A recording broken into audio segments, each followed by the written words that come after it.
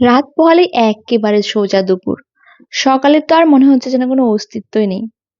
আর তার সাথে একটা অস্বস্তিকর গরম।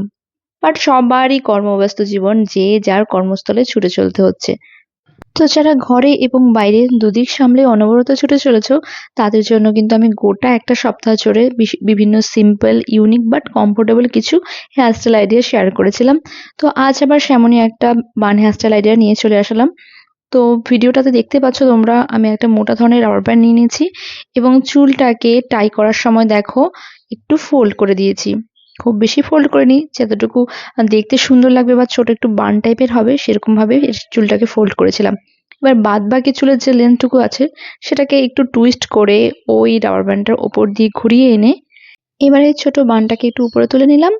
দেন দেখো এখানটায় রাবার ব্যান্ডের একটা পার্টকে টেনে ধরলাম এবং সেখান দিয়ে আমার দুটো আঙুলকে এইভাবে ঢুকিয়ে দিয়ে বাদ বাকি যে চুলটুকু রয়েছে সেটাকে একটু টুইস্ট করে ঢুকিয়ে সেটাকেও ভালো করে সিকিউর করে দিলাম। খুবই সিম্পল এবং ইউনিক, আর তার সাথে কমফোর্টেবল এবং অনেকটা স্টাইলিস্ট।